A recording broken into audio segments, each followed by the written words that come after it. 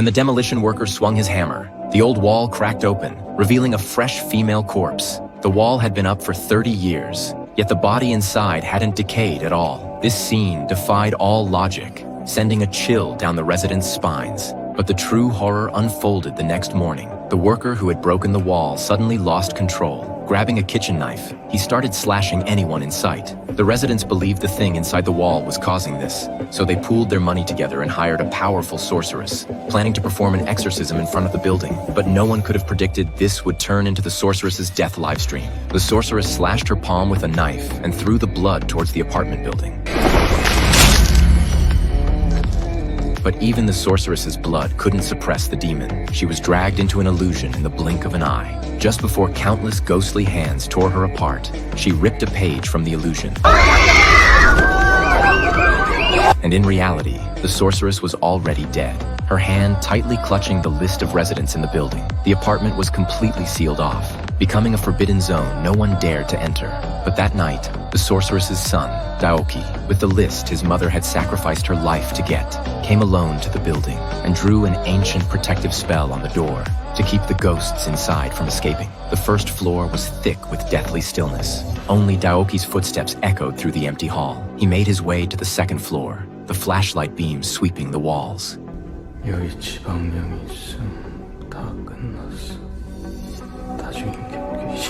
Seeing this, Daoki sneered. He was here to find the real culprit. Ignoring the warnings, Daoki proceeded to the third floor, and at the corner he saw a deep brown handprint on the wall. It perfectly matched his own palm.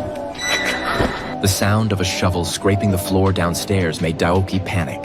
He quickly scanned the building structure, rushed through the dim corridor and entered the manager's break room. In the drawer, he found the resident registration form from that year. The torn pages and cracks in the booklet matched perfectly. At that moment, the sound of a shovel scraping the floor echoed outside. Realizing danger, Daoki quickly hid in the room's cupboard. Just then, time rewound to 1996. 3 fearless young people entered the building. Anna spray-painted a message on the wall. The message was the same graffiti Daoki had seen earlier. They then rushed to the rooftop, planning to film the blood moon. During their wait, Anna shared an old story she had read in the newspaper. 6 years ago, the building's manager suddenly went mad and killed all the residents with a shovel, then hung himself. Since then, no one dared to live in the building. As they were about to leave, Yuan Hao called out to them. The screen showed a blood moon. It could only be captured through the camera. Just as they were excited, a loud bang echoed. The rooftop door slammed shut behind them. Duji rushed to the door, twisting the doorknob with all his might. 그래, 귀여워. 아, 진짜 Back in 2002, Daoki heard the sound of the shovel fade away. He immediately came out of the cupboard and activated the talisman on his wrist. He was going back to the day of the massacre in 1990. 좀만 기다리죠, 엄니. 귀문 너머로 가서 그것들 재령하고 엄니 한 프로 드릴란게.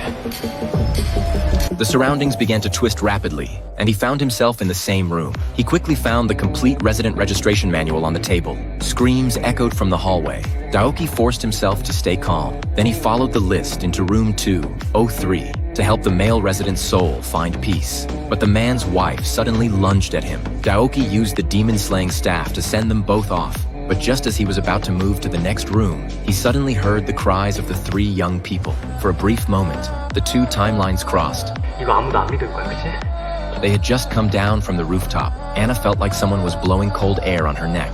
As they passed a room, they saw a piece of paper in the corner of the wall moving on its own. Duji felt something was wrong. 왜? 누가 또 머리 입게 물었어. 바로 옆에서 웃음소리까지 들렸단 말이야. 너가 잘못 들었겠지. 아니라고! 그러니까 빨리 좀 나가자고! Yuan Hao, still holding the camera, suddenly froze. He saw a blurry, ghostly figure behind Anna. 뭔데 그러냐고!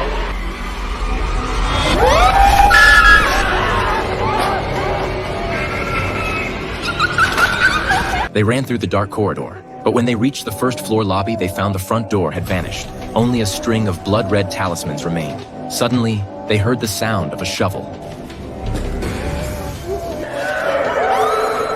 The group scattered in fear, quickly getting separated. When Yuan Hao returned to look for his camera, a drop of black liquid dripped onto his face, and in the next second, he was swallowed by more viscous liquid. Anna was next.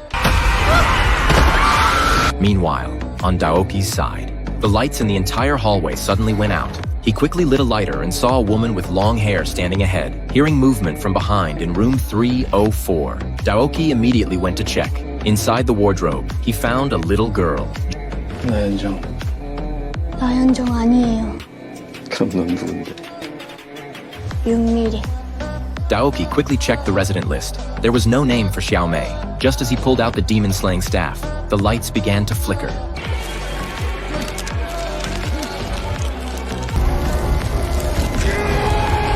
Soon, he broke free from the illusion. Under the bed, he found a crumpled piece of paper. It was a missing person notice. The missing person was the same girl from earlier. It seemed the girl was the key. Daoki decided he had to find her. But as he stepped out into the hallway, he ran into the crazy manager. The manager, holding a shovel, stepped closer. Daoki swung his demon-slaying staff, but the manager threw him aside. Just as Daoki was about to lose his life, his mother suddenly appeared in spirit, shaking a bell to save him. When Daoki recovered, the hallway had returned to calm. He still wanted to continue the chase, but Xiaomei suddenly appeared and stopped him. 지금 가면 아저씨 죽어. 따라와요, 제발.